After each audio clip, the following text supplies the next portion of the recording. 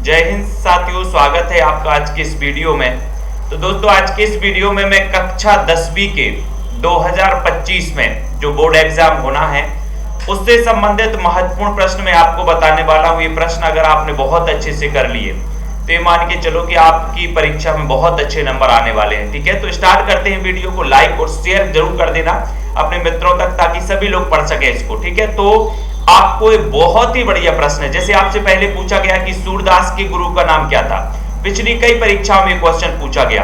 तो सूरदास आपको बताए कृष्ण भक्ति शाखा के कवि माने जाते हैं। इनकी रचनाएं हैं सूरसागर, सूरसारावली, साहित्य लहरी। अब इनके गुरु का नाम पूछा है तो क्या नाम है? वल्लभाचार्य। वल्लभाचार्य आपको उत्तर लिखना है। सूरदास का लोकप्रिय ग्रंथ कौन सा है? तो लोकप्रिय ग्रंथ तीनों ग्रंथों में से इनका कौन सा है? सूरसागर इनका लोकप्रिय ग्रंथ माना जाता है। ठीक है, उद्धव के व्यवहार की तुलना किससे की गई है? उद्धव आपने पढ़ा होगा सूर के पाठ से, पद पाठ से, है ना। तो उद्धव के व्यवहार की तुलना तेल लगी गगरी एवं कमल के पत्ते से की गई है। ऐसा उत्तर आपको लिखना है, तेल लगी गगरी एवं कमल के पत्ते से की गई है। ठीक है, तुलसीदास की रचनाएं लिखी आपसे पूछा जाएगा। तो तुलसीदास की रचनाएं आपको पता ही है, रामचरितमानस, विनय पत्रिका, कवितावली, गीतावली। ठीक है, अब इनकी दोस्तों भाषा पूछी जाती है कि रामचरितमानस की भाषा क्या है, विनय पत्रिका की भाषा क्या है। ठीक है, तो मैं आपको एक ट्रिक बता रहा हूं कि तुलसीदास की जिन रचनाओं में राम और मंगल आए उनकी भाषा है अवधी, और जिनमें राम और मंगल ना आए उनकी भाषा है ब्रज। जैसे यहाँ पर रामचरितमानस देखें तो यहाँ राम आया, इन्हीं की एक रचना है पार्वती मंगल, जानकी मंगल, तो मंगल मंगल आया तो उनकी भाषा क्या हो जाएगी? अवधी। लेकिन विनय पत्रिका में राम ना मंगल भी नहीं आया, राम नहीं में आया, तो भाषा क्या होगी? ब्रज। कवितावली में भी नहीं आया तो ब्रज, गीतावली में भी नहीं आया तो ब्रज। ये इनकी रचना है तुलसीदास जी की। ठीक है, फिर विनय पत्रिका एवं कवितावली की भाषा क्या है?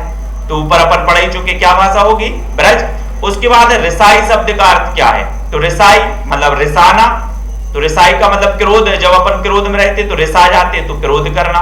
फिर आता भगवान शंकर का धनुष किसने तोड़ा? तो श्री राम ने, सभी को पता है। लक्ष्मण ने वीर योद्धा की क्या विशेषताएं बताई हैं? तो वीर योद्धा की इन्होंने विशेषताएं बताई हैं। देखो, वीर योद्धा अपनी प्रशंसा स्वयं नहीं करते, वीर योद्धा अपनी वीरता का प्रदर्शन युद्ध भूमि में करते हैं। ये आपको बहुत अच्छे से आनी चाहिए। फिर अगला है कुम्हड़बतिया शब्द का अर्थ क्या है? तो कुम्हड़बतिया आपने देखा होगा, कुम्हड़ा और कुम्हड़ा का जो छोटा फल होता है उसे कुम्हड़बतिया कहते हैं, और उसका अर्थ होता है बहुत कमजोर व्यक्ति। क्या होता है?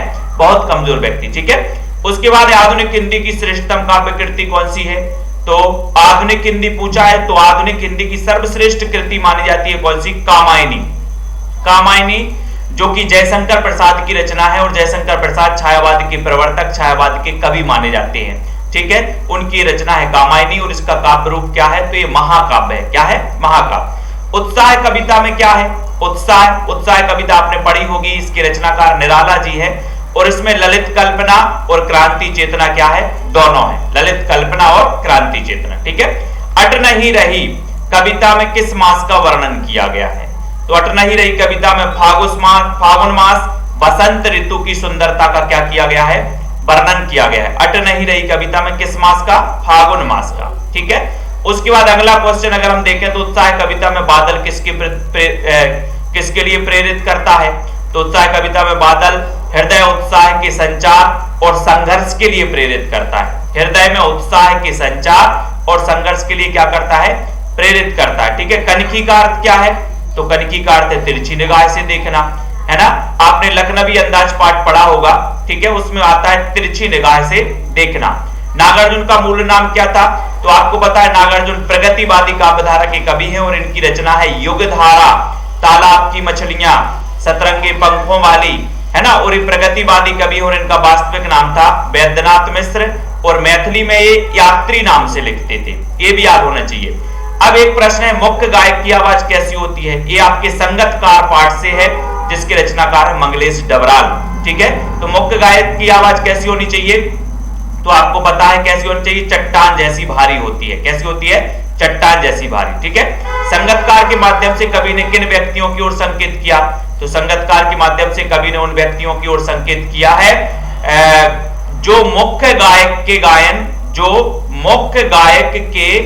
गायन में क्या करते? उत्साह बढ़ाने का कार्य करते हैं। ठीक है, स्वयं प्रकाश ने किस पत्रिका का संपादन किया? ये पूछा जाएगा, आपने पढ़ा होगा पाठ नेताजी का चश्मा। जिसके रचनाकार हैं स्वयं प्रकाश।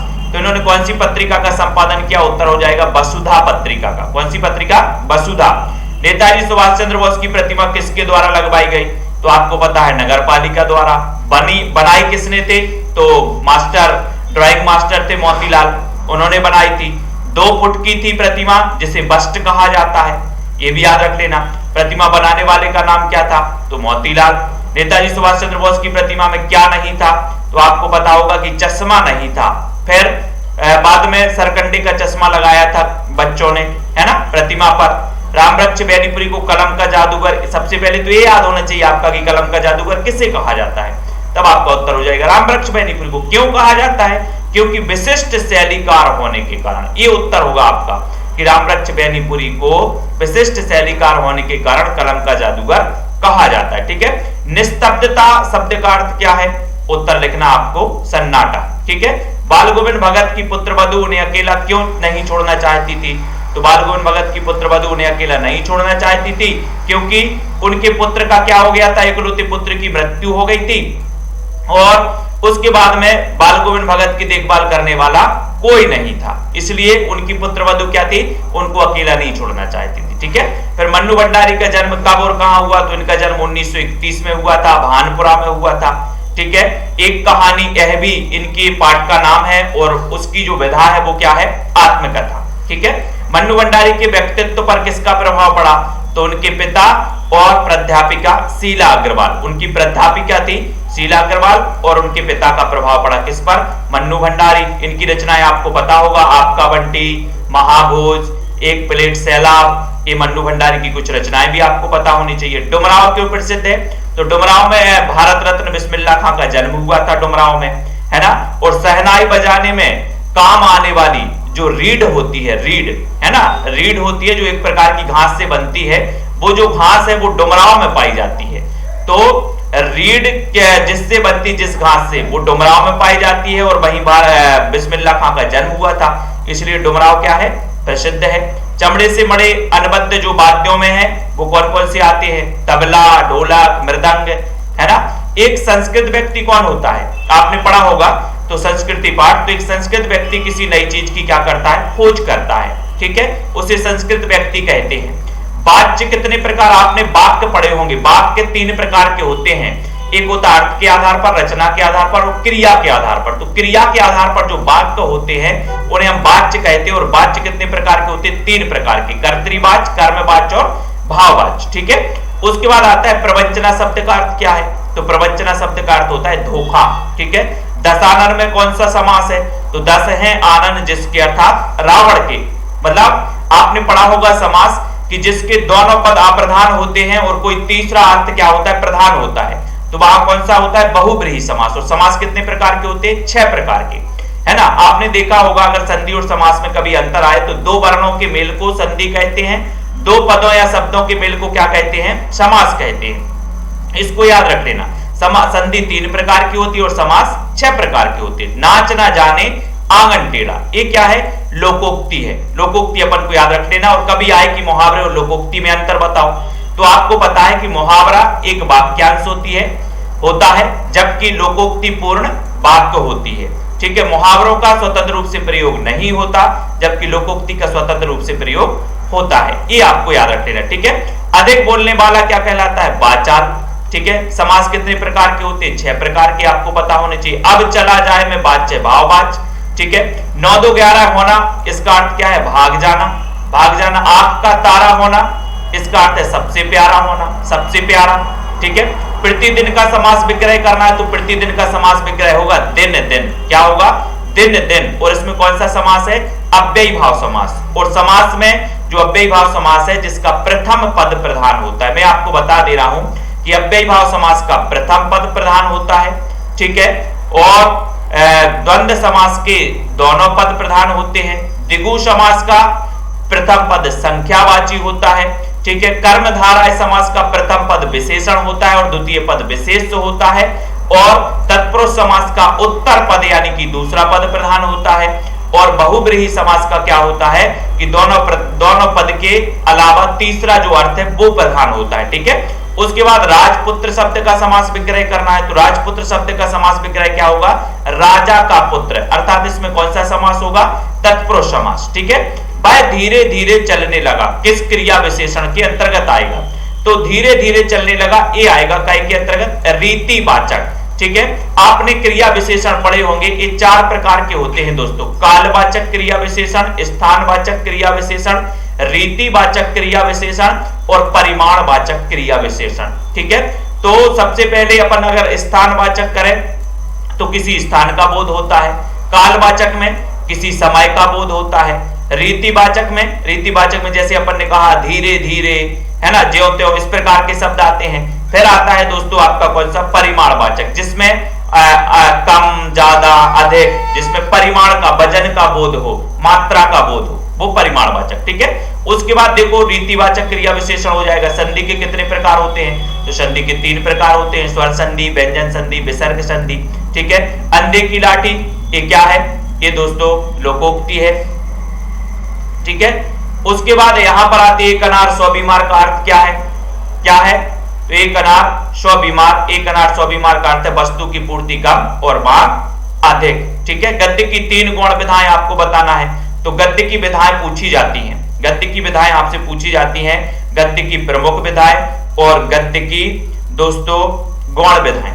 ठीक है, तो ये गद्य की गौण विधाएं आपसे पूछा गया है, आपको बताना है। जल्दी से सभी लोग बताएंगे इसका सही उत्तर क्या होगा।